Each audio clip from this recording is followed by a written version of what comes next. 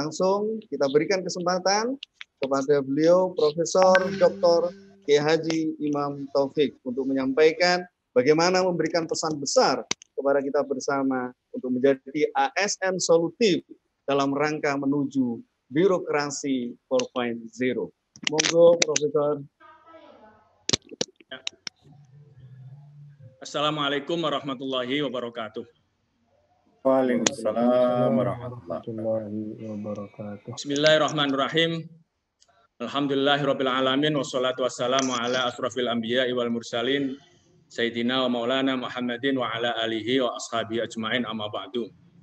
Yang sama-sama kita hormati Bapak Inspektur Wilayah 4 Pak Dr. Andes Suhersi, para narasumber Pak Musta'in Ahmad dan Pak Khalilur Rahman, seluruh hadirin hadirat para peserta Zoom, jamaah Zoomiyah, pengawasan, edisi pengawasan dari Itjen yang luar biasa, baik dari unsur keluarga besar Universitas Islam Negeri Wali Songo, hadir seluruh pimpinan, wakil rektor, dekan, wakil dekan, kajur, sekjur, kabak, kasubag, dan juga seluruh pimpinan pejabat yang ada di Kementerian Agama, kantor wilayah Provinsi Jawa Tengah, serta teman-teman dari Inspektorat, Humas, dan hadirin hadirat yang saya banggakan.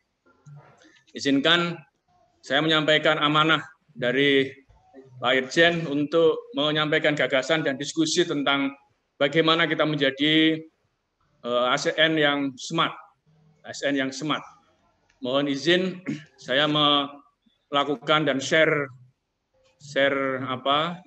PowerPoint agar bisa lebih efektif diskusi dan paparan saya.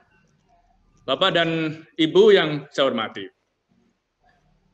ASN kita, aparatur sipil negara, jumlahnya cukup luar biasa.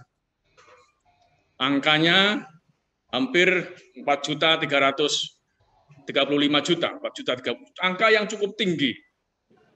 Dan ini menurut World Economic Forum Human Capital Indonesia tahun 2017, angka ini sebetulnya rendah dibanding dengan Malaysia dan Thailand, tapi dari sisi rendah dari sisi kualitasnya. Jumlahnya besar, tapi kualitasnya tidak maksimal. Data Kementerian Pemberdayaan Aparatur Negara dan Reformasi Birokrasi tahun 2018, saya cerita data dulu, ada 30% jumlah aparatur sipil kita atau sekitar 1,3 juta ASN yang kinerjanya buruk dan tidak melakukan pekerjaan dengan maksimal. Kerja buruk dan tidak maksimal itu salah satunya karena mismatch, tidak sesuai dengan kompetensi, kemudian strategi dan pengembangannya rendah, mungkin dari sisi manajemen dan pengawasannya kurang maksimal. Ada juga tingkat pendidikan ASN yang masih rendah. Jadi 60% ASN kita masih berlatar belakang ada diploma SMA, bahkan ada yang lebih daripada itu. Ada tingkat SD dan lain sebagainya. Tentu angka ini menjadi PR kita. Ada data lain, Bapak dan Ibu, yang ingin saya sampaikan. BPS kita menyebutkan 923.000 ASN kita usianya, mohon maaf, 51 tahun ke atas. Sehingga jumlahnya ini juga berdampak pada persoalan-persoalan kinerja. Kita bandingkan ASN dengan pekerjaan swasta, BUMN, dan lain sebagainya, tentu para pekerja antara yang muda dan yang kurang muda atau lebih tua itu beda. Tetapi ini bukan kendala. Tapi yang ingin saya sampaikan bahwa kelemahannya adalah update dominasi usia yang tinggi ini berdampak pada bagaimana aplikasi teknologi IT sering gagap teknologi. Meskipun anak-anak muda juga banyak yang gagap, tapi lebih banyak tuanya. Nah, Indonesia peringkat 67 dari 125 negara dalam Global Talent Competitiveness Index. Angkanya 38,61. Angka ini menurut saya perlu diperlakukan perbaikan struktur yang relevan agar talenta manajemen ASN lebih baik. Tadi disampaikan oleh Pak Suhersi, sudah ada reformasi birokrasi dalam konteks restrukturisasi, fungsionalisasi, merupakan bagian yang ikhtiar menuju ke sana.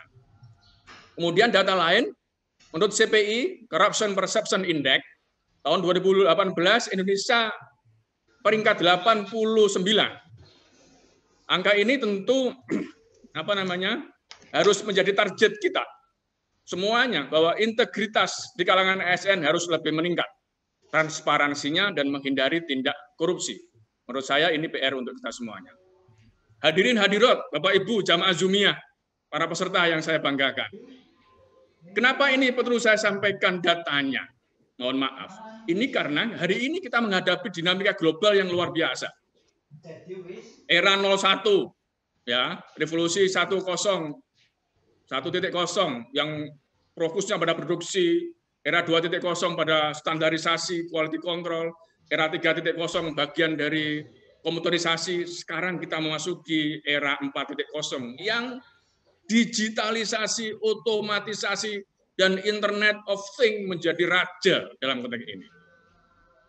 Mohon maaf, era pandemi COVID-19 ini, kita teruji betul bagaimana menjadi ASN yang smart dengan internet, dengan gadget, dengan data-data yang tidak lagi manual, tapi harus digital. Absen sudah tidak manual, cukup dengan store wajah, cukup dengan selfie, dan semuanya clear. Pekerjaan kita semuanya online, nyaris sebagian besar online. Ini sudah menunjukkan bahwa kita dibantu oleh Tuhan dengan COVID-19 melakukan percepatan menuju pemahaman era 4.0. Saya bicaranya semangat, karena 4.0 tidak boleh rendam-rendam, harus semangat. Nah, gayanya sekarang kita lihat, fenomenanya apa? Disrupsi di semua bidang. Gaya hidup, mindset berubah.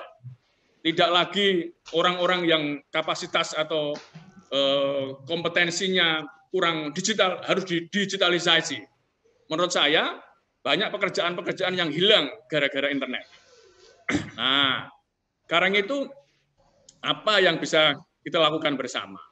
Menurut saya, konsep yang dilakukan oleh Menpan RB, terutama Kementerian Agama kita, sudah membangun sistem meritokrasi ASN. Tadi sudah disampaikan oleh Pak Hersi, luar biasa. Saya hanya mensummary saja. Kita sudah punya konsep yang menurut saya cukup jelas. Saatnya implementasinya kita dandani, kita perbaiki. Bapak-bapak di Kementerian Agama, mulai dari bagian kepegawaian, Irjen, Kakanwil, termasuk di PT KIN, harus menata dan melihat ini sebagai bagian tidak sekedar konsep dan teori. Nah, harus dipraktekkan. Purna bakti dan terminasi. Apa itu? Apresiasi pada orang-orang yang sudah purna. Kemudian promosi rotasi tadi disampaikan, harus kita lakukan dengan dinamis. Talent mapping-nya kita lakukan, career planning-nya kita lakukan dalam rangka mengawal ini. Termasuk reward punishment harus konsisten. Pengorganisasian, perekrutan, dan pengembangan kapasitas menurut saya tidak bisa ditawar. Jadi mengurangi kesenjangan fakta tadi antara tua dan muda itu adalah membangun dengan kompetensi di drill, kemampuan ilmu, pendidikan, training. Menurut saya saatnya dilakukan diklat, recharging, mentoring, coaching, yang ceng-ceng yang semuanya menurut saya harus dilakukan. Dan ini bagian dari hal yang tidak bisa kita tawar. Agar pengembangan kapasitas ASN ada kita lakukan. Bapak dan Ibu, saudara-saudara yang saya hormati, yang saya banggakan. Mengapa smart ASN itu perlu? Karena kita butuh yang disebut dengan talent management.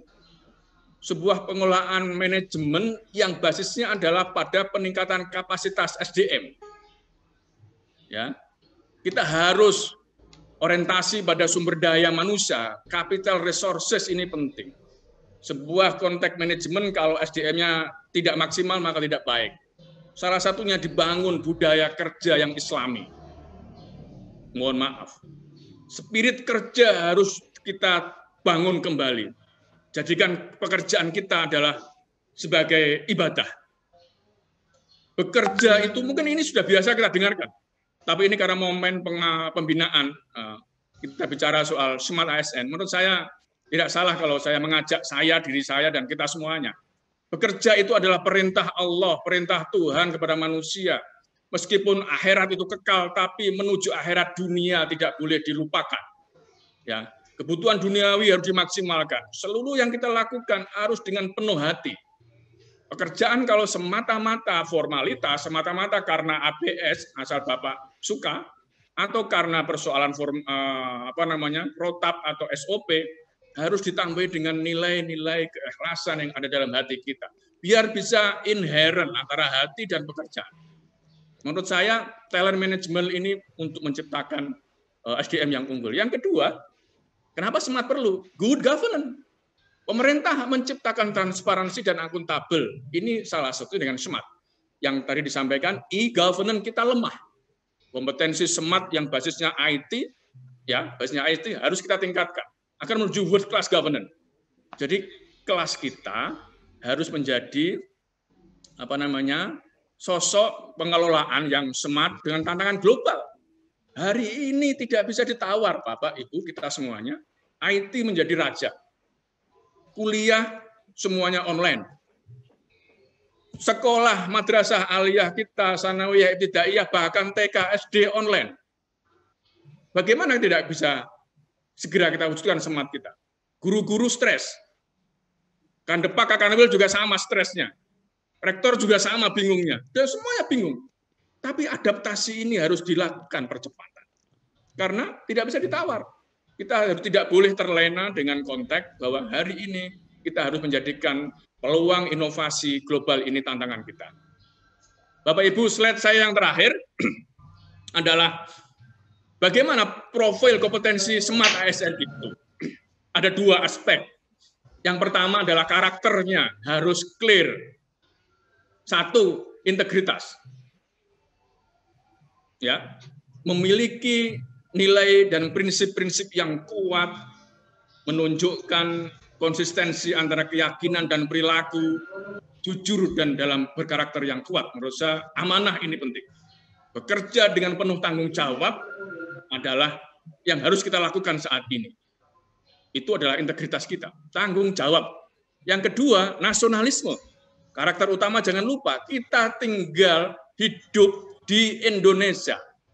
Negara yang dibangun diperjuangkan oleh para kiai, para ulama, para leluhur, para syuhada, para pahlawan kita dengan totalitas ilmunya, pengalamannya, harga dirinya, darah dagingnya, semuanya diberikan untuk membangun Indonesia. Rumah kita, rumah Indonesia. Siapa yang mengotori Indonesia harus kita bersihkan. Siapa yang mengganggu rumah kita, yang memberikan kotoran dan mengganggu harus kita halau. Dan kita sebagai ASN harus punya komitmen itu. ASN kalau berpikir tidak punya nasionalismenya, jangan pernah jadi ASN. Menurut saya, ini adalah komitmen kita semuanya. Yang ketiga, profesionalisme. ASN harus tanggung jawab dengan batasan kewenangannya. Bukan semata-mata semua dikerjakan, tapi profesional itu adalah kepakarannya, expertnya, keahliannya. Masing-masing harus punya pengembangan diri. Karena itu, dalam konteks karakter ini, ASN kita semuanya harus punya kompetensi khusus. Wawasan kompetitifnya harus kuat, wawasan globalnya harus kuat, pengetahuan yang berorientasi pada peningkatan daya saing. Menurut saya harus belajar meningkatkan kompetensi itu di semua pihak. Pimpinan harus memfasilitasi. Tidak boleh pimpinan yang merintah saja. Saatnya semuanya berbenah. Tidak jalur lagi instruksi, tapi semuanya menata diri. Yang kedua, penguasaan IT dan bahasa asing. Ibu Bapak yang saya banggakan, yang saya hormati, era disrupsi ini adalah lahir fenomena Internet of Things. Jadi konsekuensinya adalah literasi harus hebat, inovasi harus keren, kolaborasi harus terbangun, tapi juga speed, kecepatan. Ya, pekerjaan kita harus SOP-nya jelas, tidak boleh kelentam-kelentem, tapi harus speed-nya cepat. Tidak boleh harus loaded atau loading-nya lama. Karena itu, kita ini diajari oleh agama kita untuk bisa beradaptasi dengan kondisi ini. Kondisi new normal harus kita lakukan dengan kondisi hari ini. Yang berikutnya adalah hospitality. Senyum, sapa, ramah, ini adalah excellent atau excellent services. Menurut saya, bersikap sopan santun itu bagian dari utama. Sayyidul qaumi khadimuhum wasaqihim akhiruhum surba. Menurut saya ini hadis Nabi yang harus kita jadikan pegangan. Memimpin sebuah kaum Pegawai sebuah masyarakat, ASN adalah pelayan masyarakat, pelayan mereka. Sayyidul qaum yakhatimuhum. Dan yang memberikan air kepada suatu kaum adalah yang paling terakhir. Menurut saya ini bagian dari services. Yang terakhir, jejaring. Ya, menurut saya hari ini kita harus bangun kemampuan meningkatkan manfaat kepribadian kita agar jejaring kita luas. Sehingga tidak bisa bekerja sendiri, harus memaksimalkan kolaborasi bersama. Yang paling terakhir, tadi yang terakhir adalah berjiwa entrepreneurship.